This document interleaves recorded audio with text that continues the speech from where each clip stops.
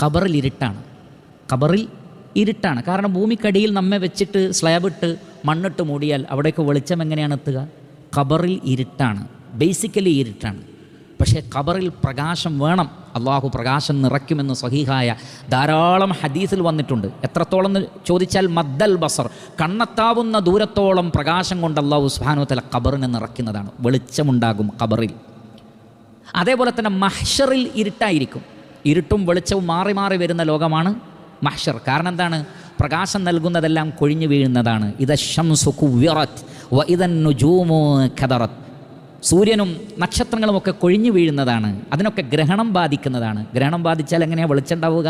വെളിച്ചമുണ്ടാവില്ല. നക്ഷത്രങ്ങൾ കൊഴിഞ്ഞു വീണാൽ എങ്ങനെയാണ് വെളിച്ചം ഉണ്ടാവുക? വെളിച്ചമുണ്ടാവില്ല. സൂര്യനും ചന്ദ്രനും ഗ്രഹണം ബാധിക്കുമെന്ന് സൂറത്തുൽ ഖിയാമയിൽ അല്ലാഹു സുബ്ഹാനഹു വ തആല പറയുന്നുണ്ട്. പിന്നെ എങ്ങനെയാണ് വെളിച്ചം ഉണ്ടാവുക? പക്ഷേ അവിടെയും നമുക്ക് വെളിച്ചം വേണം. ഈ വെളിച്ചത്തിന് വേണ്ടി ദുആ ചെയ്യും. അതാണ് വിജയം. സൂറത്തു തഹ്രീമിലെ 8-ാമത്തെ ആയത്തിൽ കാണാം, വിശ്വാസികൾ ഖിയാമത്ത് നാളിൽ പ്രാർത്ഥിക്കും. നൂറുഹും യസ്ആ ബൈന ഐദീഹിം വബി ഐമാനിഹിം. ഖിയാമത്ത് നാളിൽ വിശ്വാസികളുടെ മുന്നിലൂടെയും വലതുവശത്തിലൂടെയും അവരുടെ പ്രകാശം സഞ്ചരിക്കുന്നതാണ്.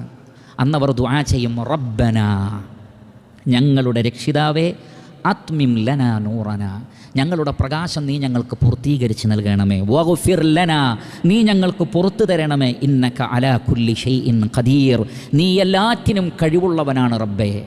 ഈ ദുആ നമ്മൾ നടത്തണം. സൂറത്തു തഹ്രീം 8.